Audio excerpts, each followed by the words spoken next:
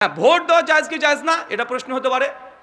শোনেন, ভোট দেওয়া কখনো জায়েজ হতে পারে, কখনো হারাম হতে পারে, কখনো আবার দিতেই হবে এরকম পরিস্থিতিও আসতে পারে। ভোট দেওয়ার সিচুয়েশন অনুযায়ী এলাকা, রাষ্ট্র, জিওপলিটিক্স, দেশের রাজনীতির প্রেক্ষাপটে ফতোয়ার পরিবর্তন হবে। কথা কি বুঝতে পারলেন? ভারতের ফতোয়া বাংলাদেশে প্রয়োগ হবে না, আর বাংলাদেশের ফতোয়া ভারতে প্রয়োগ হবে না। বিশেষ করে এই ভোট পদ্ধতিগুলো, একটা কথা বলি মনে রাখবেন।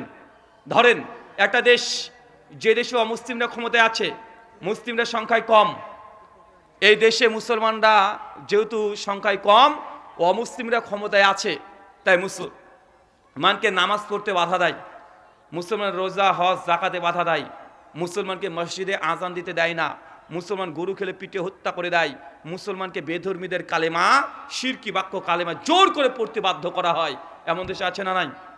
আচ্ছা, এই দেশে যিনি ক্ষমতায় আছেন ইনি জালেম, মুসলিমদের পুরো ডাইরেক্ট সে নির্যাতন করে।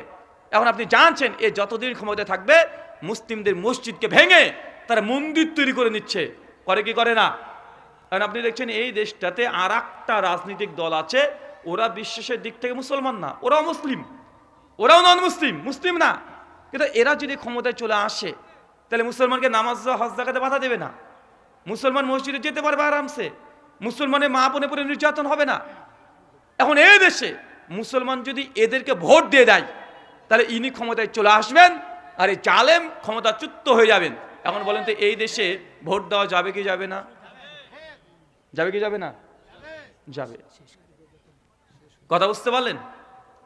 এই দেশে ভোট দেওয়া যাবে, তবে এই ফতোয়া সর্বদেশে প্রয়োগ করা যাবে না।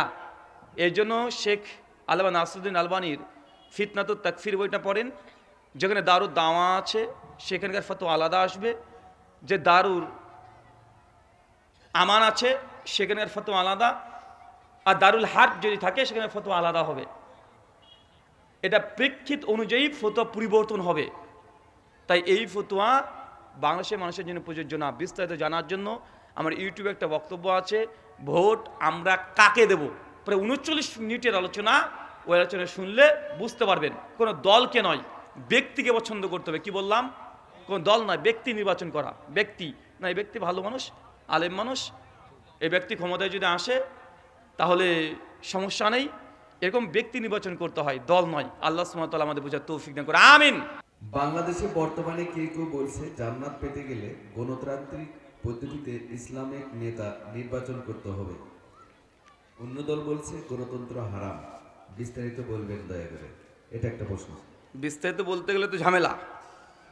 শোনেন, দেশ আপনার, ক্ষমতায় কি আসবে কে যাবে এটা আপনাকে ঠিক করতে হবে। দেশ তো আমার না, আমার নাকি, এটা আপনার দেশ। তবে গণতন্ত্রের মাধ্যমে দিন কায়েম করে যে কনসেপ্ট আমাদের মধ্যে এসেছে, এই কনসেপ্ট সঠিক নয়। গণতন্ত্র বা ডেমোক্রেসি এটা একটা ইজম, একটা মতবাদ। হিন্দু যেমন একটা ধর্ম, খ্রিস্টান যেমন একটা ধর্ম, লিবারিজম, ফ্যামিনিজম, সেকুলারিজম, হিউম্যানিজম, একইভাবে ডেমোক্রেসি এটা একটা ইজম, একটা দর্শন, একটা ফিলোসফি। মুসলমান যুদ্ধ করতে যদি মারা যায় তাহলে কি বলে? তাকে শহীদ হয়ে গেছে বলে না? আবার গণতন্ত্র যারা করে মারা যায় তারা তাকে শহীদ ফতোয়া দিয়ে দেয়, দেয় কি দেয় না? তো অন্য ইজম, অন্য মতবাদ যেমন একটা ধর্মের মতো পরিপূর্ণ ধর্ম, ঠিক ডেমোক্রেসি, গণতন্ত্র এটা একটা আলাদা ধর্ম, একটা আদর্শ। ইসলাম হচ্ছে কমপ্লিট কোড অফ লাইফ। আল ইয়াম আকমালতু লাকুম দীনাকুম, দিন ইসলাম মুকাম্মাল, পরিপূর্ণ হয়ে গেছে। সূরা মাইদা 3 নম্বর আয়াত। ইসলাম যদি পরিপূর্ণ হয়ে যায় তো ডেমোক্রেসি বা গণতন্ত্রের মাধ্যমে দিন কায়েম করবেন, এটা কি আর হতে পারে? কথা বলেন। কারণ ডেমোক্রেসি, গণতন্ত্র এসেছে মাত্র 200 বছর আগে, ইসলাম পরিপূর্ণ হয়ে গেছে 1500 বছর আগে। তেমন গণতন্ত্রকে যদি ইসলামের মধ্যে ঢুকিয়ে দেন তাহলে কি করলেন? ইসলামের মধ্যে ঢোকালেন না নতুন করে? বা গণতন্ত্রের মাধ্যমে দিন কায়েম করার চেষ্টা করা মানেই এটা ব্যর্থ একটা চেষ্টা। হ্যাঁ, ভোট দেওয়া যাবে কি যাবে না এটা আলাদা, কিন্তু কেউ যদি মনে করে যে গণতন্ত্রের মাধ্যমে দিন কায়েম করব, এটা সুন্নাহ পদ্ধতি না, বরং এটা বিদআত পদ্ধতি। এই পদ্ধতিকে বেরিয়ে আসতে হবে। আল্লাহ বলছেন ইন্না দীনা ইনদাল্লাহিল ইসলাম, আল্লাহর কাছে একমাত্র জীবন ব্যবস্থা সেটা ইসলাম। ওয়া মান ইয়াবতাগি ইসলামা গায়রাল দীনান, যারা ইসলাম ছাড়া অন্য কোনো দিন গ্রহণ করেছে, মিনাল খাসিরিন, তারা ক্ষতিগ্রস্তদের অন্তর্ভুক্ত হবে।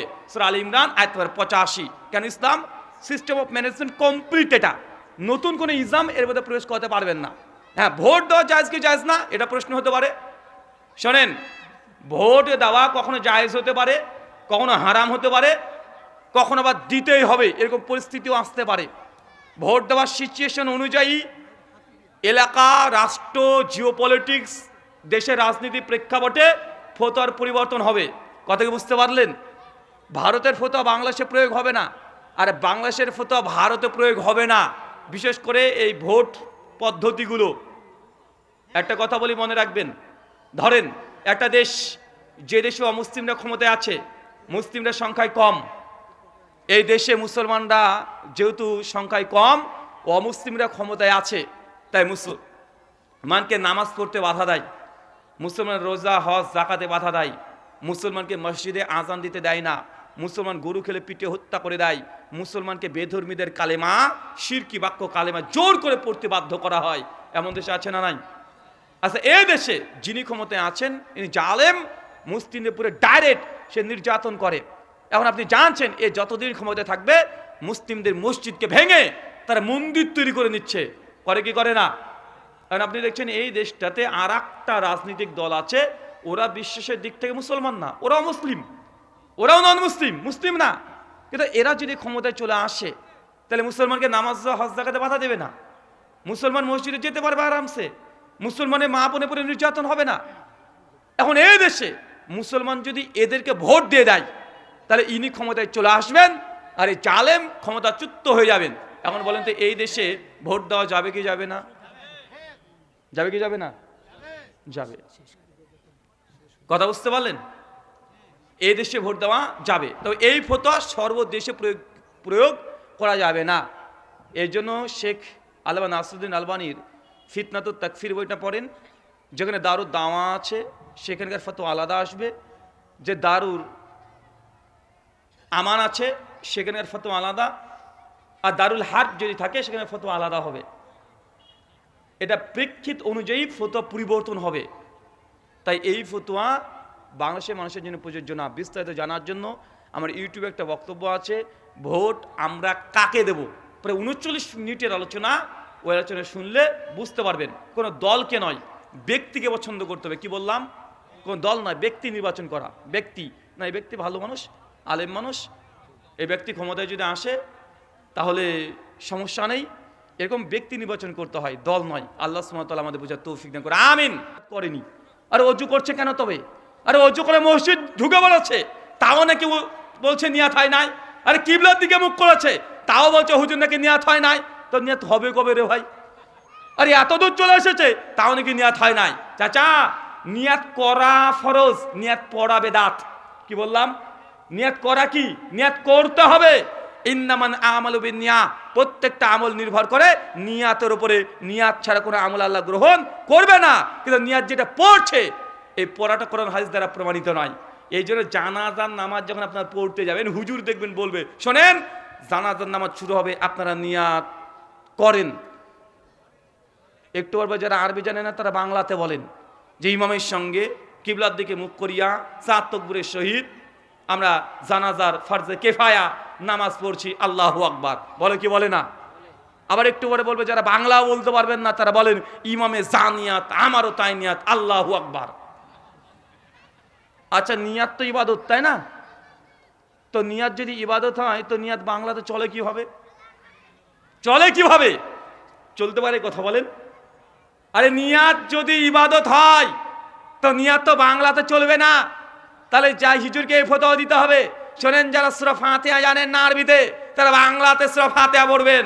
আল্লাহু আকবার, সমস্ত প্রশংসা মহান রব্বুল আলামিন তোমারই জন্য। কারণ কেউ যদি বাংলাতে সূরা ফাতিহা পড়ে তার নামাজ হবে না বাতিল?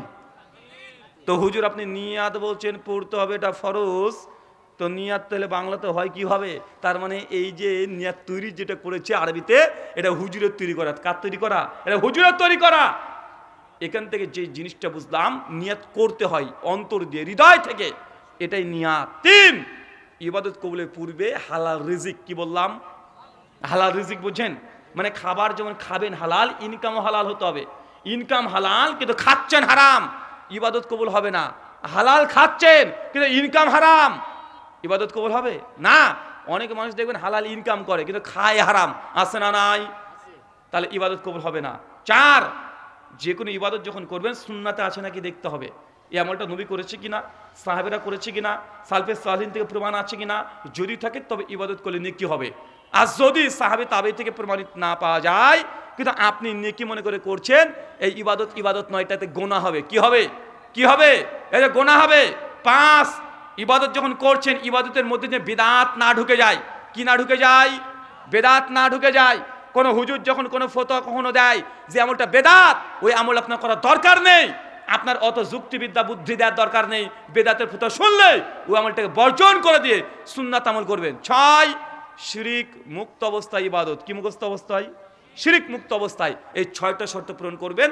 1 টাকা দান করেন, আল্লাহ কিয়ামতের মাঠে 700 টাকা দিবে। সে বুখারী 1243 নম্বর হাদিস। আল্লাহ নবী বলেন, কেউ যদি একটা খেজুরের অর্ধেক দান করে, কতটুকু? অর্ধেক, গোটাও না, অর্ধেক। আল্লাহ বলছেন সেই দানটাকে আমি ডান হাত দিয়ে কবুল করি, ডান হাত দিয়ে। তারপরে সেই খেজুরটাকে বড় করতে করতে করতে করতে করতে করতে একদম উহুদ পাহাড়ের সমান করে ফেলি। বান্দা যখন কিয়ামতের মাঠে যখন বিচার হবে, তখন ওই খেজুরের বরকত এতই যে এক উহুদের পাহাড় তার মিজানের পাল্লা তুলে দিবে। কত নাকি লাগবে? অর্ধেক খেজুরের মূল্য এত। উহুদ পাহাড় মানে বুঝেন 22 কিলোমিটার ধরে পাহাড়টা, 22 কিলোমিটার। এত বড় উহুদ পাহাড়ের সমান নাকি পেয়ে যেতে পারেন যদি ইবাদত কবুল হয়ে যায়। আর যদি কবুল না হয়, ইবাদত করে জাহান্নাম। ইবাদত করে কি কোথায় যাবেন তাহলে? ইবাদত করেও জাহান্নাম। আর ইবাদত কবুল হয়ে গেলে উহুদ পাহাড়ের সমান নাকি পেয়ে যাবেন। আল্লাহ নবী বলছেন, কেউ যদি হজ করে, তার হজ যদি আল্লাহ কবুল করে নেয়। কে কবুল করে নেয়? আল্লাহ কবুল করে নেয়। তাহলে এই ব্যক্তি আর আজকে যে ছেলেটা ভূমিষ্ঠ হয়েছে, জন্মগ্রহণ করেছে, দুজনের মধ্যে কোনো পার্থক্য নাই। ইবাদত কবুলের ফজিলত দেখেছেন? মানে আপনার আগের পেছনে কোনো গুনাহ নাই, কিন্তু আপনি হজ করেছেন, ও হজ করে আপনি এসেছেন, আপনাকে কেউ যদি হাজী সাহেব বলে না ডাকে, আপনার ভেতর রাগ হচ্ছে, এই কেন আমাকে হাজী বললি না, কেন হাজী বললি না, ভুল করে নাম লিখেছেন, হাজীটা লিখেননি, রাগ হয়ে গেছে। আসে না, কথা বলেন। হজ করে আসার পরে দোকান করেছেন, দোকানের নাম পাল্টে রেখে দিয়েছেন হাজী বিরিয়ানি, হাজী মুদিখানা, হাজী চিকেন শপ। আসে না, কথা বলেন। আরে হজ যদি কবুল হয়ে যায়, তাহলে আপনি আর আজকে যে ছেলেটা জন্মগ্রহণ করেছে, এই ছেলেটা যেমন নিষ্পাপ, কোনো পাপ নেই, কোনো গুনাহ নেই, আপনার আমল ঠিক আল্লাহ ওই রকম করে দিবে। কিন্তু আমাদের সমাজের মধ্যে দেখেন, আমরা ইবাদত করার সময় এই শর্তগুলো পালন করছি কি করছি না। চলেন, ইবাদত করলে কয়টা শর্ত বলেছি? কয়টা বলেছি? 6টা। আচ্ছা, একজন টক উঠে দাঁড়িয়ে বলেন তো কি কি বললাম, শুরু হেডলাইনটা বলেন, বলেন। আরে হবে, পারবেন ইনশাআল্লাহ, বলেন। ইবাদত কবুলের বললাম হেডলাইন 6টা শর্ত। কোন কোন শর্ত দিয়ে ইবাদত করলে ইবাদত কবুল হয়, এই 6টা শর্তের নাম বলেন।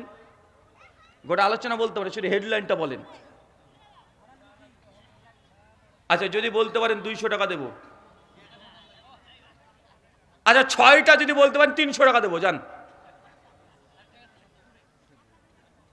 আপনি পারবেন?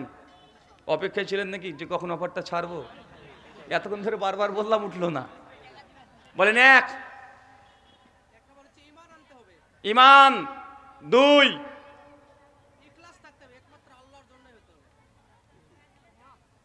3,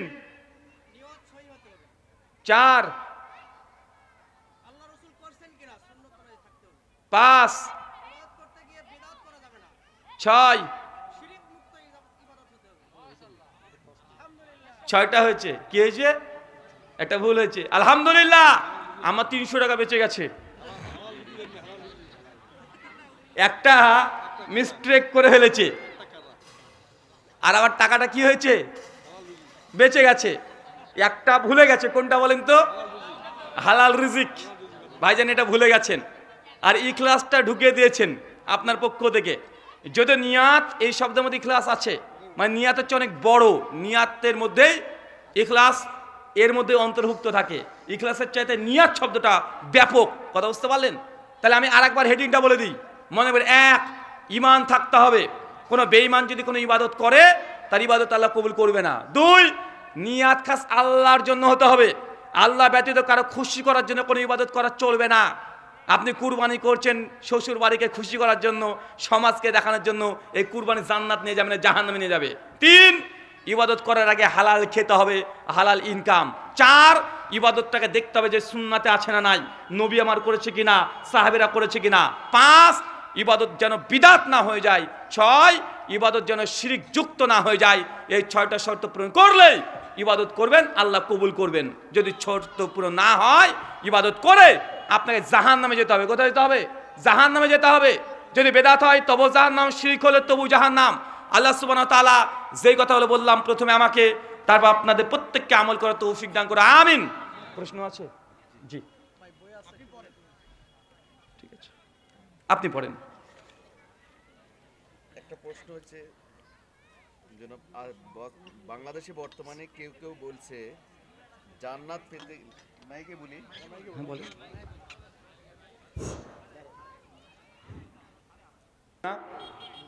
একদম খুবই বিখ্যাত।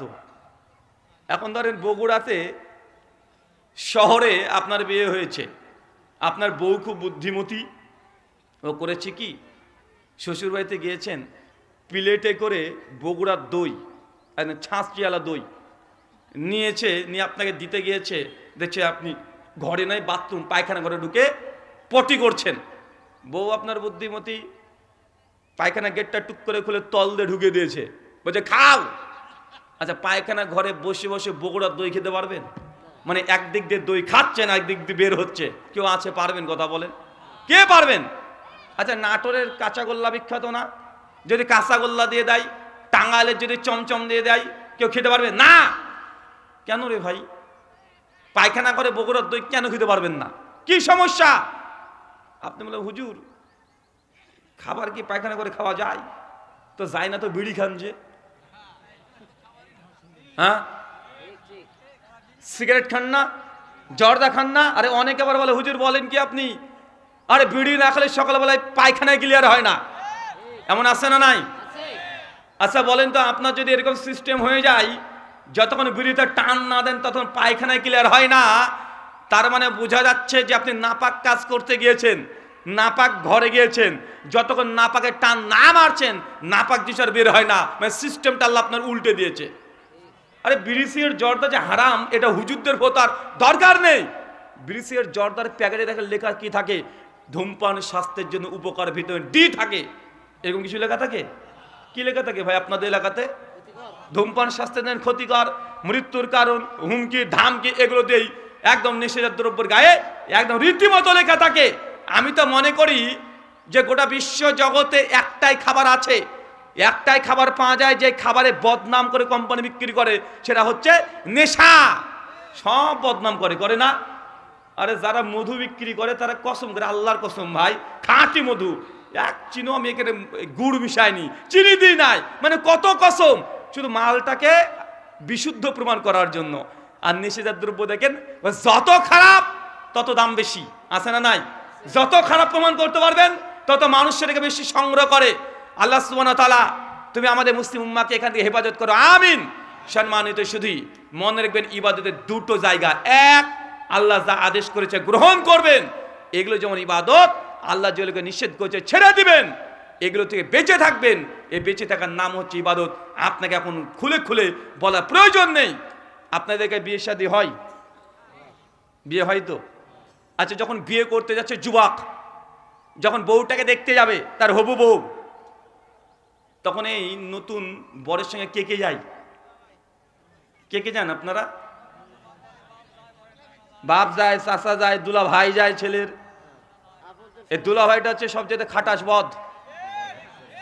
যারা এখনো বিয়ে করনি, যদি বিয়ে করতে চাও, তোমার বোনের জামাই মানে তোমার দুলা ভাইকে সঙ্গে করে মেয়ে দেখতে যাবে না। তোমার দুলা ভাই যদি আগা বাড়িয়ে দেখার জন্য ছটপট করে জেনে রাখবে, এর ভেতরে সমস্যা আছে।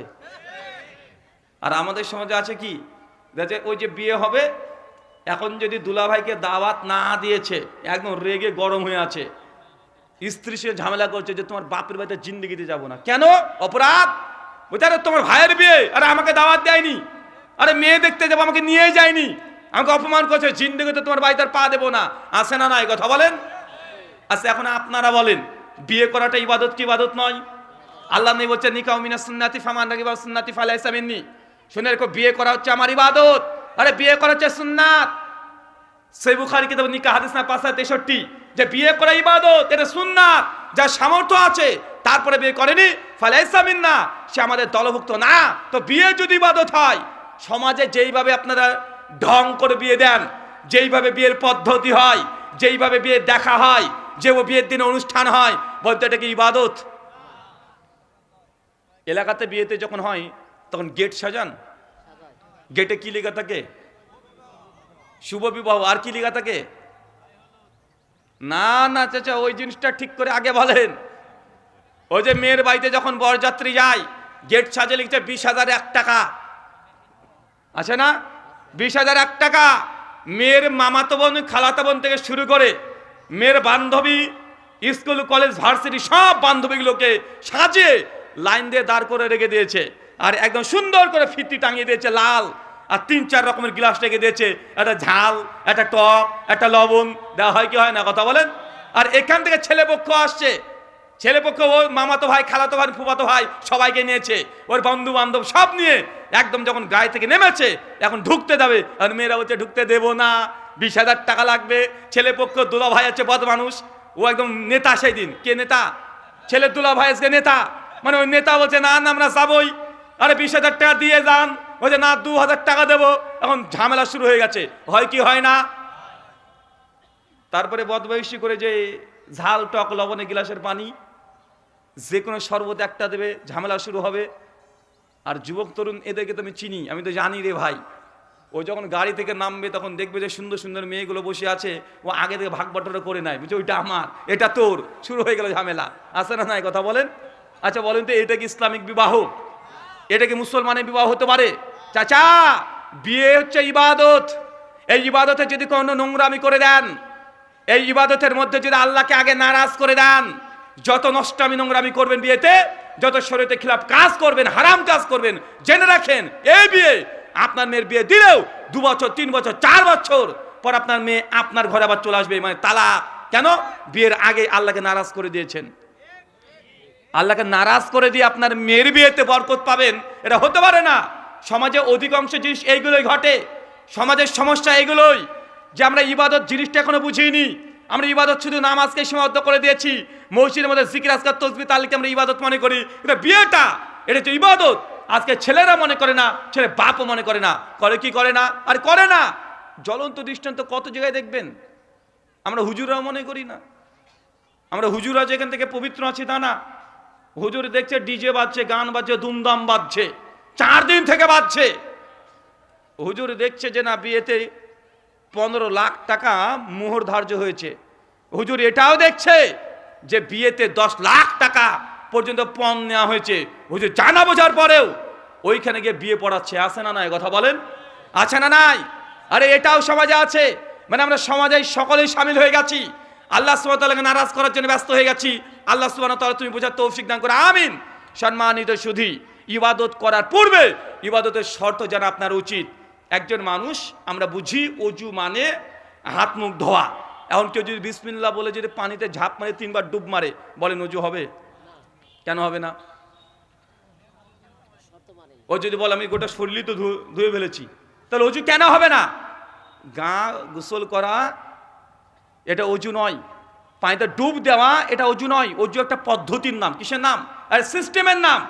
কেউ যদি মনে করে জায়গায় মাথা দেবো, তারপরে পা ধোবো, তারপরে কুলি করবো, তারপরে মুখ ধোবো, অজু হবে চাচা? না। কেন? অজু এটা নাম নয় যে আপনি হাত মুখে পানি টাচ করলে হয়ে যাবে। অজু একটা সিস্টেম, ধারাবাহিকতার নাম। একটু যদি 19-20 হয়ে যায় তাহলে ইবাদত হবে না, এবং ওই ইবাদত করার কারণে আপনি গুনাহগার পাপিষ্ট হবেন। অনেকে এটা মানতে চান না। চাচা কষ্ট নেবেন, একটা কথা বলি, কড়া করে বলি। আমাদের সমাজে দেখবেন কিছু মানুষ হচ্ছে মুনাজাত করে নামাজ শেষে, আছে না নাই? আছে না নাই? মুনাজাত হয় তো নাকি? আর আপনি করবেন কি করবেন না আপনার ব্যাপার, আমি বন্ধ করতে আসিনি, বলছি না যে আপনি করবেন না, আপনি করছেন করেন। সমাজে এক শ্রেণীর মানুষ আছে যে নামাজ শেষে জানাজার পরে মুনাজাত করছে। কিছু মানুষ আছে তারা মিলাদ করছে, কিছু মানুষ আছে তারা কিয়াম করে। কিছু মানুষ আছে শবে বরাতের রাত্রিতে নামাজও পড়ে, আছে না নাই? এখন দেখছেন যারা এই মুনাজাত করছে, যারা শবে বরাতের হালুয়া রুটি খাচ্ছে, যারা মিলাদ করছে, এদের দলে বড় বড় আলেম 20 বছর 22 বছরদের মাদ্রাসায় পড়েছে, বড় বড় মাদ্রাসা তাদের আছে, 40 বছর ধরে নিজ মাদ্রাসাতে ছাত্র তৈরি করছে, মানে পড়াচ্ছে, আছে না নাই? এরা বলছে মিলাদ করা জায়েজ, আরে মুনাজাত করা জায়েজ। আবার এই দলে দেখবেন একদল বলছে যে না, মুনাজাত করা যাবে না, এটা বেদাত, মিলাদ করা যাবে না, বেদাত। সবারত রাত্রিতে রাত জাগরণ করে নামাজ পড়া বেদাত। ভাই বলে কি বলে না? এখন দুই পক্ষে দেখেন বড় বড় আলেম, ভালো করে এই দলে দেখছেন যে না, এদের মধ্যে তো বড় আলেম, এদের মধ্যে তো 20 বছর 40 বছরদের মাদ্রাসায় পড়েছে, এরা মাদ্রাসায় পড়াচ্ছে, এরা মক্কা মদিনা থেকে পড়ে আসছে, ভারত আজাহার বিশ্ববিদ্যালয়, মিশর, সব জায়গা থেকে এরা পড়ে আসছে। এখন দুই দলে বড় বড় আলেম, পাওয়া যায় কি যায় না? এখন আপনি তো জনগণ, সাধারণ মানুষ, আপনি কি করবেন? বিপদে তো আপনি আর আমি, তাই না? এইদিকেও বড় আলেম যারা বলছে মুনাজাত করা জায়েজ, এইদিকেও বড় বড় আলেম যারা বলছে বেদাত। এখন আমার সহজ সাদা কথা, চাচা আপনি একটু বোঝার চেষ্টা করেন তো।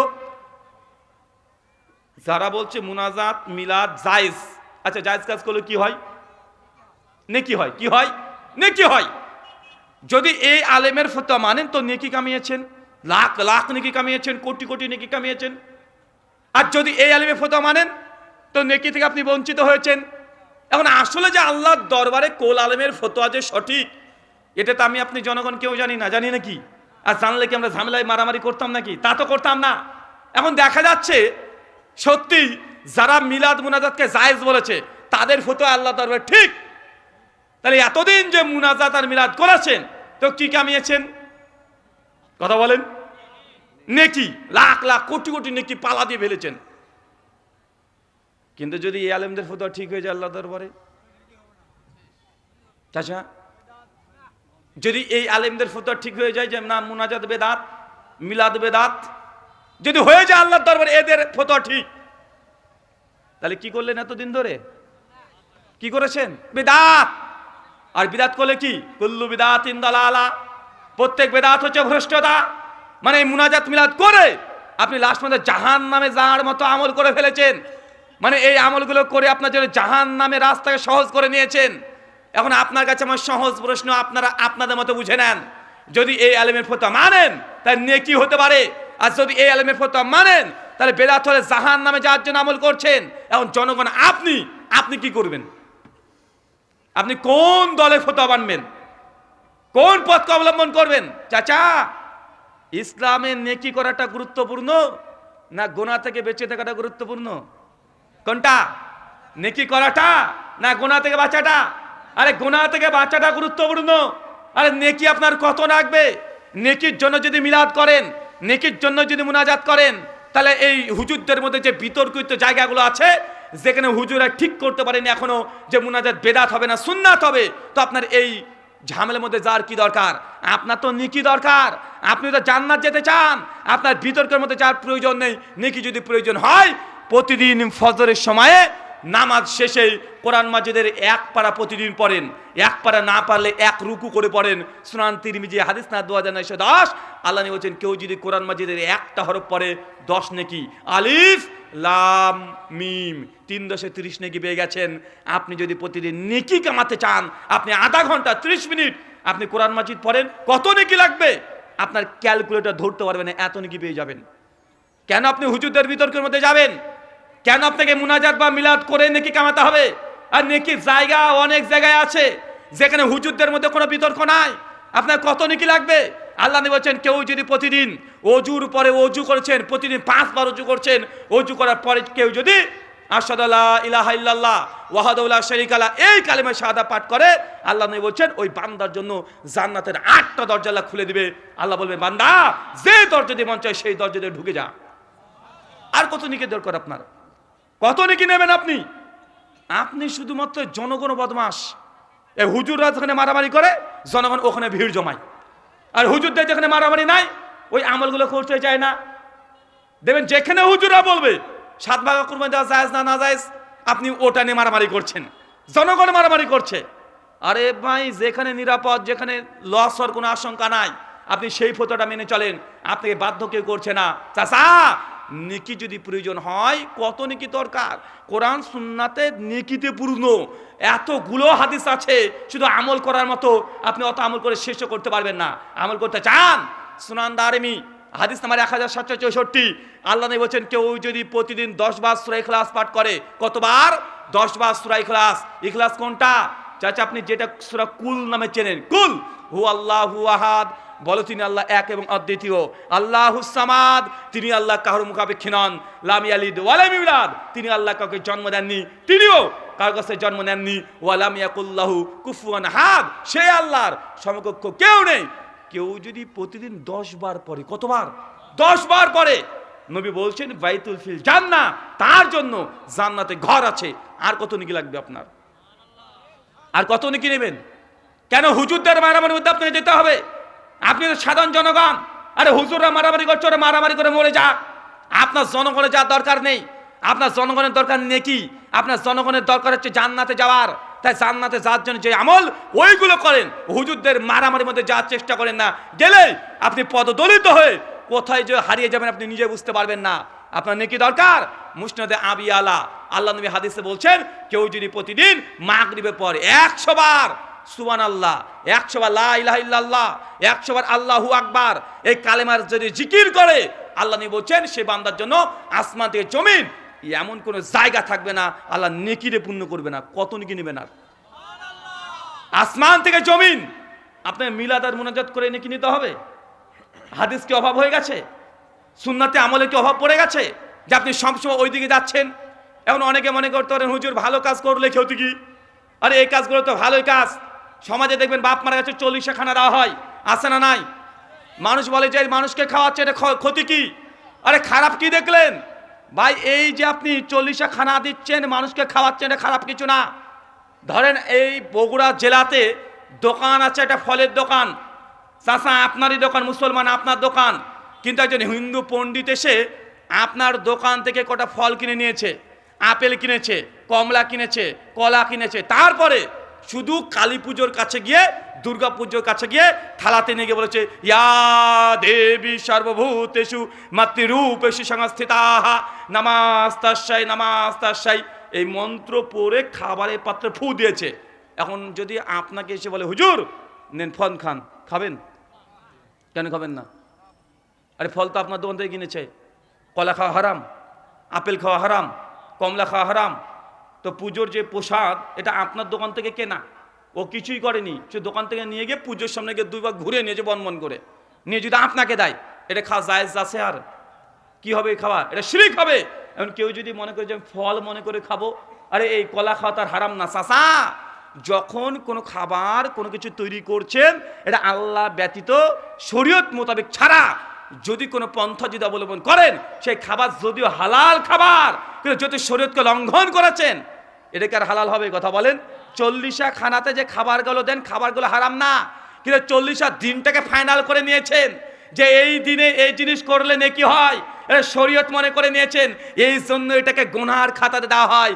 খাবার খাওয়াটা না যায় হারাম না, খাবার খাওয়াটা হালাল, ওই কলা খাওয়াটা হারাম না, হালাল। কিন্তু যেহেতু পুজোর সামনে চলে গেছে, এখন শিরক হবে কি হবে না?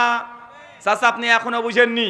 ধরেন আপনার এলাকাতে একটা পুকুর আছে, ওই পুকুরে আপনি মাছ ছেড়েছিলেন 4 মাস আগে, 4 মাস পরে বাপ বেটা একসঙ্গে চলে গেছেন, গিয়ে দেখছেন যে পুকুরে যত মাছ ছিল জাল ফেলে ফেলে সারাদিন ধরে মাছ সব তুলেছেন।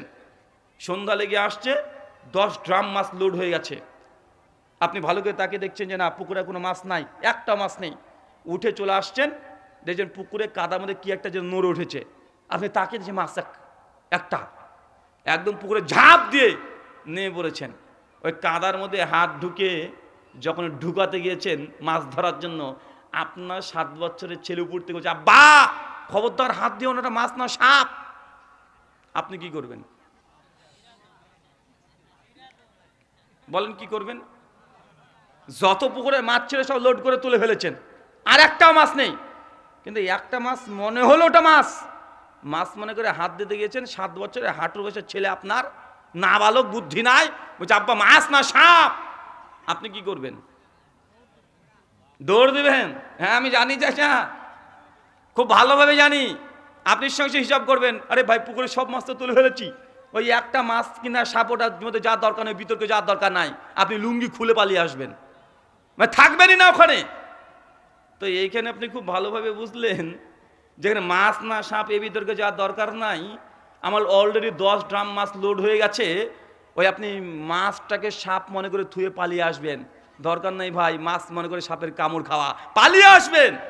তো হুজুররা যখন দুই রকমের ফতোয়া দেয়, একজন বলে জায়েজ, একজন বলে না জায়েজ, তো আপনি ওই জায়েজ না যে মাসালায় কেন যেতে চান? যে হুজুরের ফতোয়ার মধ্যে কোনো সন্দেহ নাই, যে হুজুরের ফতোয়া মানলে কোনো গুনার চান্স নাই, যে হুজুরের ফতোয়া মানলে জাহান্নামে যাওয়ার কোনো চান্স নাই, আপনি সেটাই মানেন। কেন আপনি বেদাতে হাসানা এটা মুস্তাহাব করলে কত কি সবাই করছে আমি করব না কেন? আরে হাতে তুলেছি পা তো তুলিনি, এত যুক্তির প্রয়োজন কি? এত যুক্তির আপনার প্রয়োজন কি? শোনেন, ইবাদত করলে যে আল্লাহ কবুল করবে ব্যাপারটা এমন না। সূরা গাশিয়া আয়াত নাম্বার 1, 2, 3 আল্লাহ কোরআন মাজিদে বলছেন আমিলাতুন নাসিবা, এক শ্রেণীর মানুষ আছে যারা ইবাদত করে করে ক্লান্ত হয়ে যাবে, এত ইবাদত করবে এত ইবাদত করবে, আমিলাতুন নাসিবা, ইবাদত করে করে ক্লান্ত হয়ে যাবে, তাসলা নারুন হামিয়া, আমি আল্লাহ তারপরেও সে ব্যক্তিকে জাহান্নামে নিক্ষেপ করব। দেখেন আল্লাহ ডাইরেক্ট বলছে, ঘুষখোর সুদখোর তো জাহান্নামে যাবেই, কিন্তু আল্লাহ হচ্ছে ইবাদত করে করে ক্লান্ত হয়ে গেছে। আরে আমি আপনি ইবাদত করে কয়দিন ক্লান্ত হয়েছি? আরে আমরা তো ইবাদতে অলস, আমরা ঠিকঠাক নামাজই পড়ি না, আবার নামাজে যারা যায় তারাও অলস। হুজুর যদি মনে করে আজকে ফজরের সময়তে সিজদা থেকে একটু দীর্ঘক্ষণ ধরে সিজদা দেব, সেই উপায় থাকে না। একটু যে লম্বা করে সিজদা দিতে শুরু করে দেয়, পেছনে যারা মুসল্লি আছে তার টেনশনে পড়ে যায়, কি আবার হুজুর হার্ট অ্যাটাক করলো নাকি, উঠে না কে? একটু লম্বা হয়ে গেলে ভাগে তাকিয়ে দেখে এভাবে, হুজুর নড়াচড়া করছে তো, মানে টেনশনে পড়ে গেছে, হুজুর ঘুমিয়ে যায়নি তো, যখন দেখছে কাজ হয় না, লম্বা করে সিজদা দিতে শুরু করেছে, আমার চাষা না আছে পেছন দেবে আছে না নাই, কথা বলেন। তার মানে আমরা তো ইবাদতে সেই ইবাদত গুজার বান্দা না যে ইবাদত করে করে ক্লান্ত হয়ে যাব। আমরা ইবাদতে তো অলস, অলস প্রকৃতি ইবাদত গুজার বান্দার জন্য ওয়াইল নামক জাহান্নাম আছে। সূরা মাউনে আপনারা সকলে জানেন, কিন্তু আল্লাহ এই আয়াতে বলছে আমিলাতুন নাসিবা, ইবাদত করে করে ক্লান্ত হয়ে গেছে, তাসলা নারুন হামিয়া, আমি আল্লাহ তারপরেও তে জাহান্নামে নিক্ষেপ করব। এখন আল্লাহ ডাইরেক্ট কথা, তার মানে ইবাদত করে মানুষ জাহান্নামে যাবে কি যাবে না তা আপনার জানা দরকার নেই। আপনি মনে করছেন ইবাদত করলে আল্লাহ কবুল করে নেবে? আপনি যদি বেদাত যুক্ত ইবাদত করেন কোথায় যাবেন? যদি বেদাত থাকে ইবাদতে কোথায় যাবেন? দেখবেন আমাদের আহলে হাদিস সমাজের কিছু মানুষকে অন্য সমাজের মানুষ এসে বলবে আহলে হাদিস হচ্ছে নামাজ চোর, বলে কি বলে না অপরাধ, আমরা 20 টাকার তারাবি পড়ি না 8 টাকার তারাবি পড়ি, অতএব আমাদের কাছে নামাজ চোর, এর নামাজ কমিয়ে দেয়, বলে কি বলে না। আবার বলবে এরা 3 রাকাত বেতরকে কেটে 1 রাকাত করে দিয়েছে, আবার বলে নামাজ চোর। মানে সব জায়গাতে বলবে যে আহলে হাদিস সমাজ এরা নামাজ চোর। আমি তাকে বলেছিলাম, ভাইজান তুমি 20 রাকাত তারাবি যে তারাবির নামাজ পড়ছো 20 রাকাত, আর আমরা আহলে হাদিসরা যে তারাবির নামাজ পড়ি আমরা 8 টাকা তারাবির নামাজ কমপক্ষে 50 থেকে 60 মিনিট, 1 ঘন্টা 1.5 ঘন্টা আমরা পড়ি কি পড়ি না? সময় আমাদের এত লাগে। তুমি 20 রাকাত পড়েছো ভালো কথা, তুমি 20 মিনিট 20 রাকাত নামাজ কত মিনিটে পড়েছো?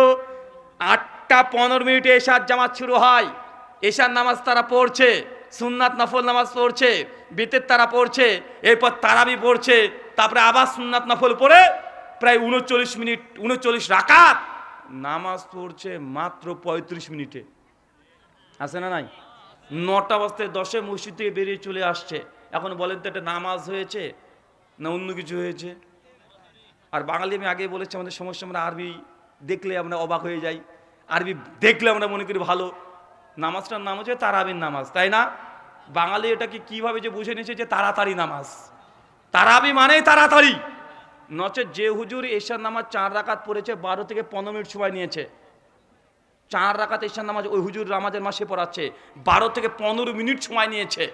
যখনই হুজুর বলছে শোনেন এখন তারাবির নামাজ শুরু হবে, তারাবি সবাই নিয়ত করেন, মুসল্লি তখন একদম রেডি, লুঙ্গি টুঙ্গি বেঁধে একদম রেডি। কেন?